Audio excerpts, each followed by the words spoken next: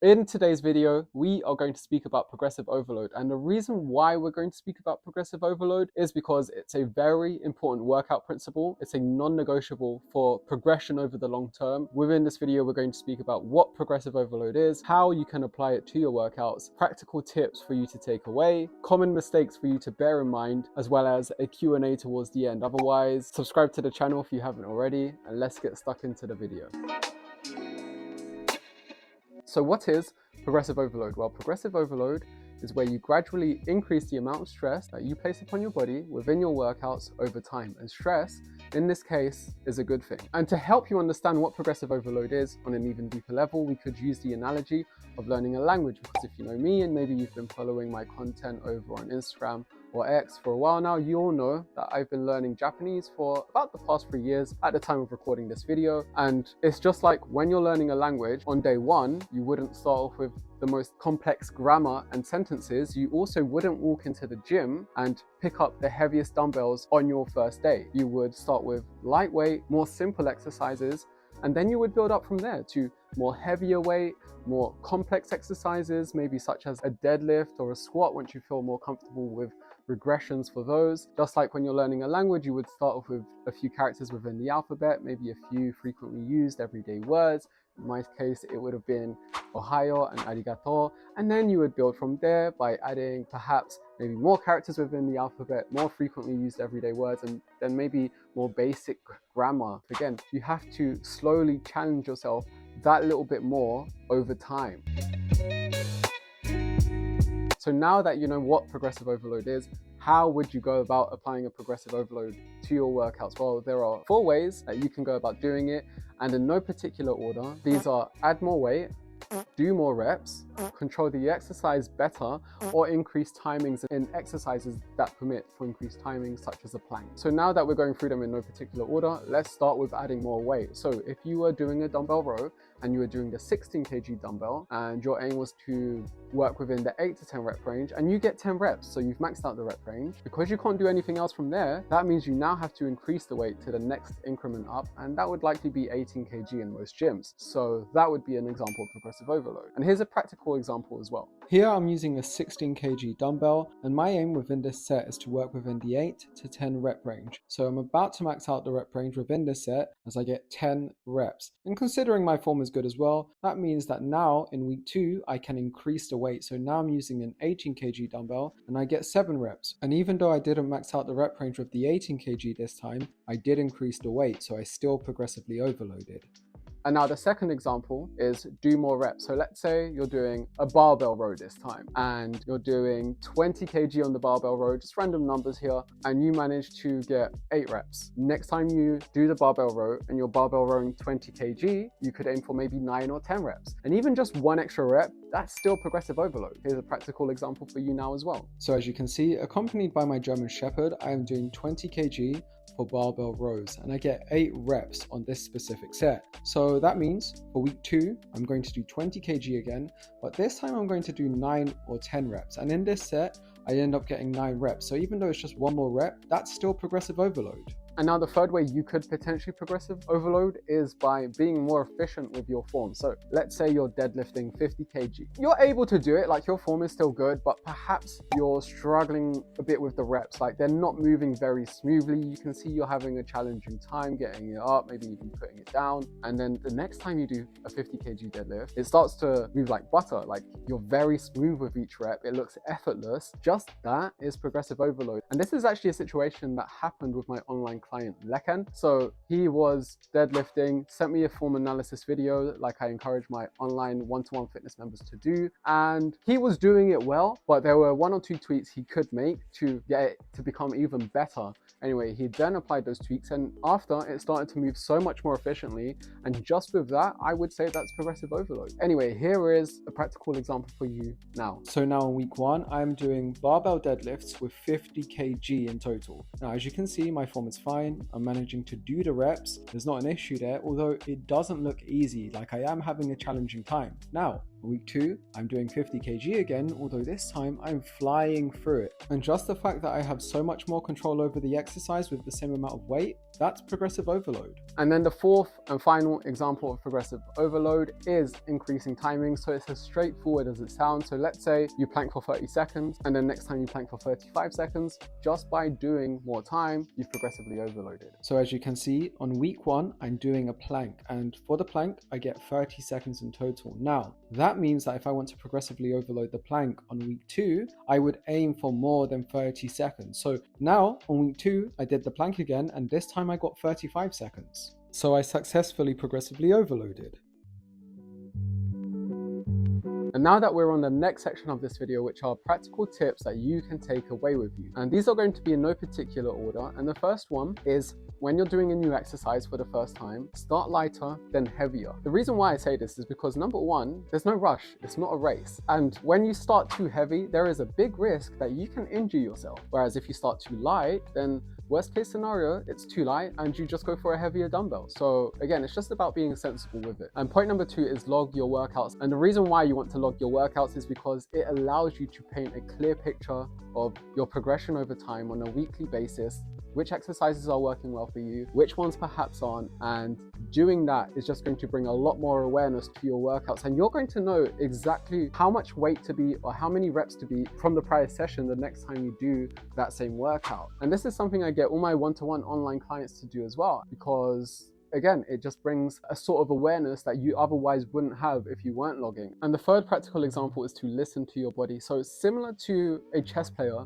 having to be very mindful and thoughtful and very present within each move they're making on the chessboard, otherwise they're going to be prone to blunders if they're not. The same way, you need to be very mindful and present when you're performing the exercises within the workout, because if you're not, then similar to the chess player being prone to blunders, you will be prone to getting injured. And then the fourth practical example is proper nutrition and hydration. Now, in your earlier days of progressively overloading, you are going to be able to get away with it because you've gone from doing nothing to doing something. So again, your body is going to be very sensitive to adaptations where, again, you're just going to be able to make progress regardless. But eventually there will come a time where the rate of your progress will start to decline, and if you don't have your nutrition and hydration in the right place, you're not consuming adequate calories, protein, or drinking enough water, then that time is going to come a lot sooner than it should. So again, you have to ensure that your nutrition is in a good place as well, and that you're not neglecting one of those 3 things that I mentioned. And now the next section of this video is about common mistakes you'll want to be mindful of moving forward, and these are in no particular order as well. So the first one is moving too fast within your reps. So to take it back to the chess analogy again, much like a chess player leaves themselves prone to blunders when moving way too quickly without assessing the board and they're getting carried away with the speed of the game, then you can also be very prone to injury if you move within your reps too rapidly with zero control as well. So to avoid this, just like the chess player would be very mindful and thoughtful when they're making the move, you would also perform each rep with intent and control. And now the second common mistake to be mindful of is form. So you want to have good form. That comes before progressively overloading. You shouldn't be progressively overloading poor form. You need to nail down the form first, and then from there, you can start to progressively overload. And I would say this is more typical with guys I come across from my experience of just both one-to-one in-person training and one-to-one online fitness training. Guys are more eager to progressively overload and lift more weights, even if it's at the expense of their form. So don't be that person. Don't leave yourself prone to injuries. I just quickly wanted to interrupt this video to let you know about the free workout plan that you can grab from my website. So if you want a free workout plan, go to the description of this video and click the link that's in the description. That link will take you to my website, and from my website, you can grab your free plan. And now the third common mistake is not prioritizing rest enough. So there's 2 ways we can take this down: is rest in between sets, so your rest time, and rest days overall. So the common mistake I see with both these things, and this is potentially you included, is you're not giving yourself enough rest time in between each set. You need to be giving yourself adequate rest, and the amount of rest that you do give yourself in between sets will vary, but typically speaking, for good strength training, you would want to give yourself at least, I would say, a good 2 to 4 minutes, depending on the exercise. For compound movements like deadlifts and squats, you would give yourself more. And then for isolation exercises, maybe like a bicep or tricep exercise, you could give yourself less. And here's the thing, if you hear 2 to 4 minutes and you think that's way too much, then that's a very clear indicator that you're not pushing yourself enough within your workouts. The weights that you're lifting, they're not challenging enough, so you need to go heavier. And then when it comes to rest days, these are a non-negotiable. You should be taking them. I'm speaking from personal experience because when I first started working out seriously for the first time, I wasn't taking rest days. And I feel like most people don't take rest days out of fear, but that's for another video. But when you're not taking rest days, you don't even realize that you're actually making progression harder to come by. You need to be taking your rest days because you're giving your body adequate time to rest and recover so that you can then go back into your next strength training workout sessions and be able to hit even harder because you've had that rest and recovery. And now the next part of this video is frequently asked questions about progressive overload. So again, these are in no particular order. And question 1 is, if you're a beginner, how do you progressively overload if you've just never done this before? And to that, I would say first, learn the skill, because these exercises are skills, of the exercise that you're doing. So it could be for the squat, it could be for the deadlift, it could be for a barbell row, and then go from there. So get good at performing the exercise first. And then once that's done, then you can start to really focus on progressively overloading. And now the second common question is, how often should I increase the weight? And to that, I would say there's actually not a one-size-fits-all approach because it depends on so many factors. But what I would say is a few factors that you could pay attention to are, is the exercise getting way too easy? If it is, then that's a clear sign you can increase the weight. Have you maxed out the rep range that you're trying to work within for the exercise? So if you're doing a dumbbell row and your target is 8 to 10 reps and you've done 8 to 10 reps for like 2-3 weeks straight for the same weight every single week, then that's another clear sign to increase the weight. So be mindful of factors like that. And now question number 3, should you progressively overload on every single exercise you do? And I would say yeah, but to an extent. And what I mean by this is that you're going to find some exercises just progress much quicker than others. And this is most typically going to be down to exercises that are compound exercises compared to ones that are isolation exercises. So for example, a squat is going to progress much more rapidly in regard to the amount of weight that you're going to add than a bicep curl, for example, because with a squat, you've got your whole lower body involved. You've got your quadriceps, your hamstrings, your glutes, even your core is coming into it to an extent. So of course, if you have all those muscles together compared to just your bicep, then again, of course, your whole lower body is going to be able to lift much more weight and therefore progressively overload more rapidly. And now question number 4 is, I've been progressively overloading for a while now, but I'm still not seeing the physical changes that I want. And to that, I say, well, that's quite normal. Changes, physical changes especially, take time. If I was to give you another analogy, my grandparents own a German Shepherd, and whenever I've trained that German Shepherd, to see the results of the training for that German Shepherd, it also takes time and patience too. Now, not that I'm calling you a German Shepherd, but you get the gist of where I'm coming from. And now question number 5, what's the best way to track my progress? So when it comes to progressive overload specifically, like I said, you want to log your workouts. And I did touch on this earlier, so I'm not going to speak about it too much. But for example, this is something that happened with my one-to-one online coaching member, Melissa. Before she started with me, she wasn't logging her workouts. And then once she did, and I got her to start logging her workouts, she really started to realize what exercises were working well for her. And she also realized how far she was coming as well, because she could see the amount of weight that she started with compared to how much weight she was lifting in the present. So again, it's just another way of just really highlighting that progress too. So question number 6 is, how much weight should you add? First of all, again, it's not a one-size-fits-all approach. You will find that sometimes things are going to improve faster than others. But some general guidelines you would do well to bear in mind is that to isolation exercises, you would typically add less than you would with compound exercises. And you would also want to be just mindful of the amount of weight you're lifting, because again, you don't want to increase the weight too much to the point you put yourself at risk of injury.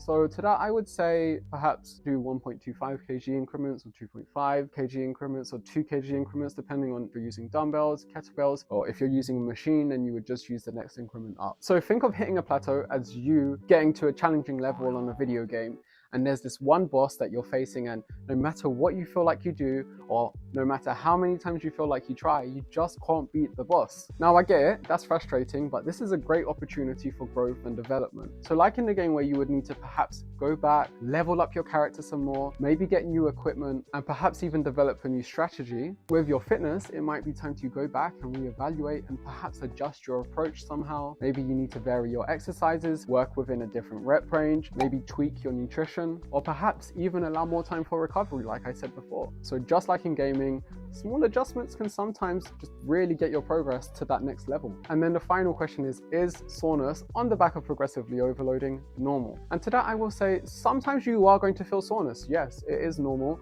I would say when you first start progressively overloading, chances are it's going to happen a lot more in the earlier days. So what I do want you to be mindful of are ways to minimize the amount of muscle soreness that you feel, and this would be by consuming adequate protein, prioritizing your sleep more, so the length and the quality of your sleep, as well as decreasing alcohol intake, because alcohol does slow down recovery, and if you're slowing down recovery, then chances are you're just going to exacerbate the soreness.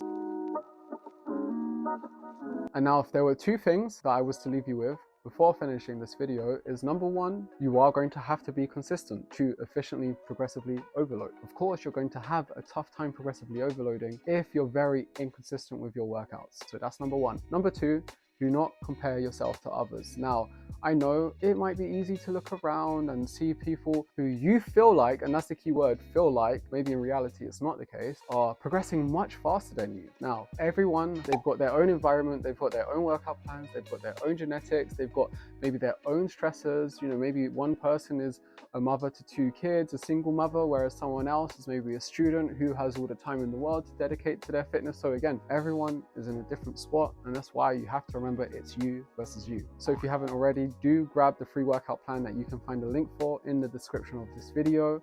Subscribe to the channel, like the video, share it with a friend. Take care, and I'll see you around.